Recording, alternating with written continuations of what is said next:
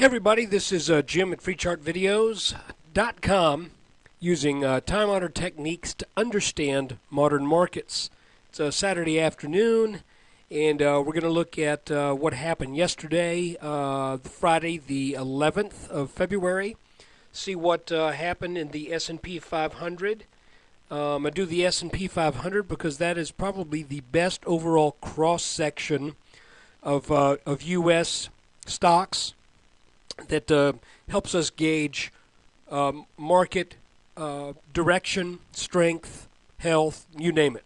I'll remind you that this video is for educational purposes only, and it is not intended to be used as any form of investment advice. I can draw lines on charts, but you have to draw your own conclusions from your own due diligence and make investment decisions that are suitable for your financial situation. I'm not a licensed professional. I'm just a guy that draws lines on charts. So let's look at the S&P. All right, let's start this off by looking at a mid-range look at the S&P. And I'll remind you that this 1040 low back here was actually the bottom of the right shoulder of an inverse head and shoulders pattern that formed after the flash crash back in May of 2010. After this strong bounce, we entered into a channel that went up nicely to about 1223 or something like that. Then we got into some choppy waters and gave back some of that gain. Then we started off again.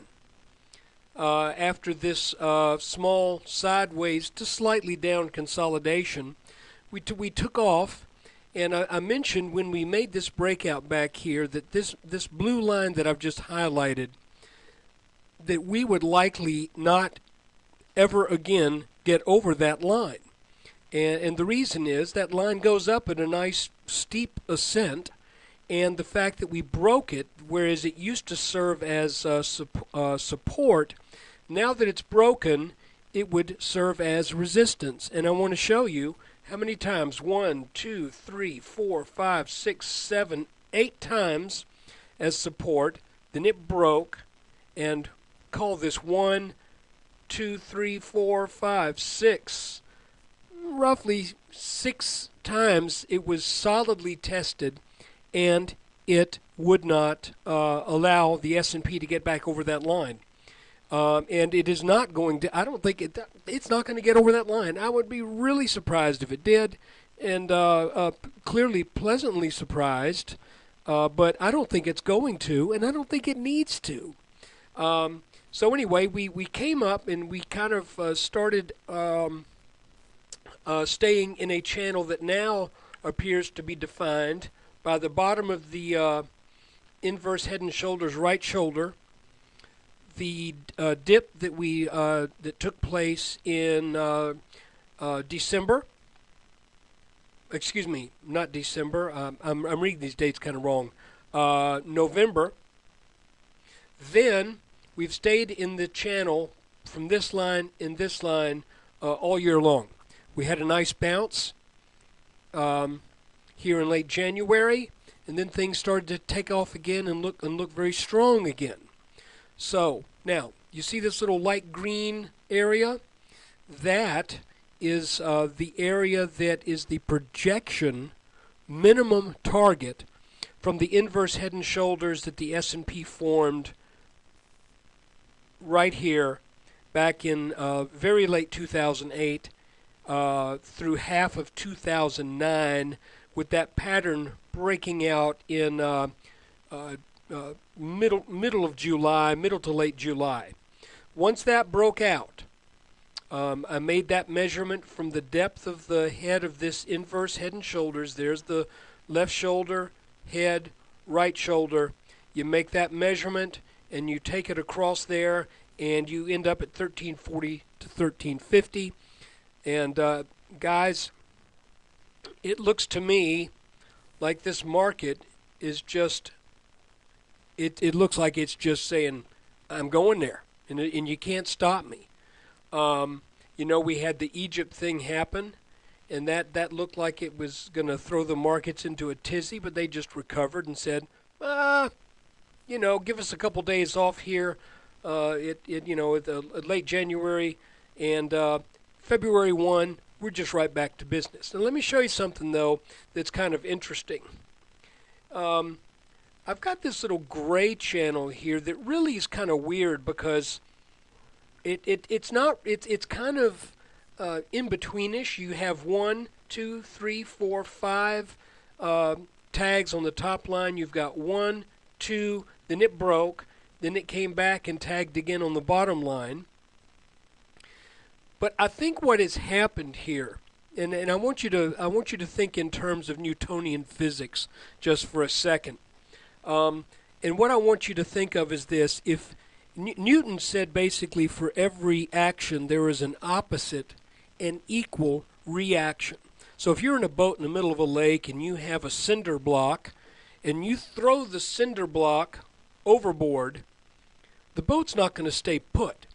The cinder block is going to go in one direction, and the same amount of force, or rather the force that you exert pushing the cinder block out from the boat is going to send the boat in the opposite direction. So I think what happened was when this broke for the Egyptian crisis, when the markets really kind of took account of that and freaked out, it appears to me, and by the way, it needed to come back to at least here, because we were due for a pullback when we broke this trend line. It just came back and decided to test a little bit lower. But make a long story short, imagine, if you will, that this is the market pulling back a little further than what it might have normally. Then when it springs up, it looks to me like the market's almost got a boost out of this bottom, because you can see now that the last 2 tops and the last 3 bottoms have been in a trend channel that is more steeply sloped upwards than the one that I had defined here in gray. Now it could be by the time this is all said and done, the only ones that matter are these in blue. But it's looking to me like we've pulled back to this line. Remember I said we've got this line of resistance that broke. This pattern went exactly where it should.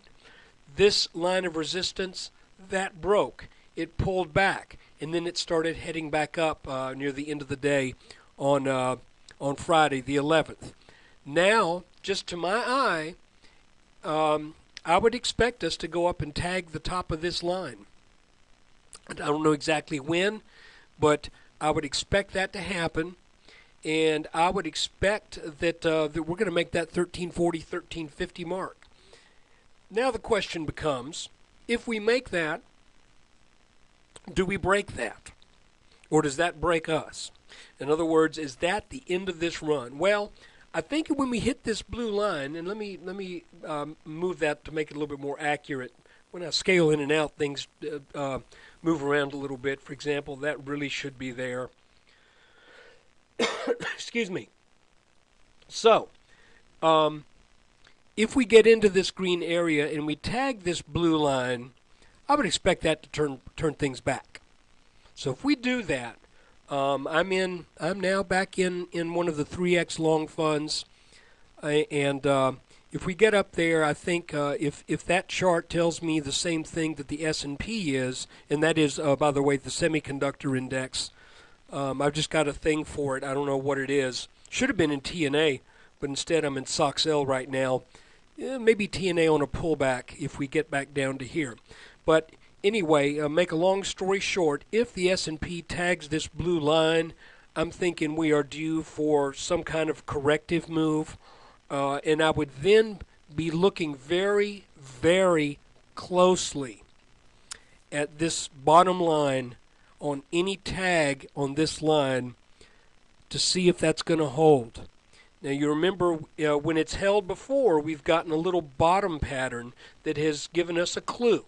So, here we sold down hard and heavy, and then we made this little bottoming pattern that broke out, and then did a little pullback. So there's not that much difference between going long here and going long here when you look at where we are likely headed.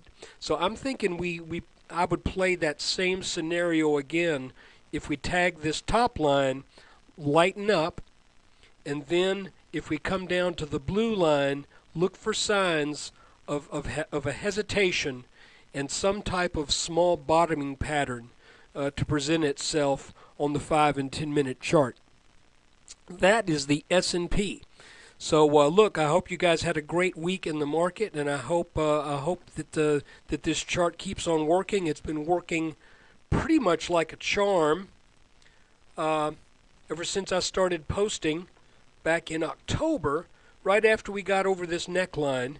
The only hitch being, this test right here. See, hold on a second. Let me move this so those lines jump back to the right spot or close to it. So anyway, that's the S&P. I hope you've enjoyed this, and when you get a chance, please come spend a little time at freechartvideos.com. Remember, it's free because I've decided to make it free because I'm trying to build up traffic, and through the traffic, just the natural resource that presents for advertising revenue. And so I do need your traffic, and I need you to spread the word if this is of value to you. And finally, if you find it really valuable, I don't want to beg, but you can donate to the cause because, well, let's put it this way. There are people who charge a lot of money for a lot worse advice. So consider that. Take care. There'll be a new video after the close on Monday. Thanks.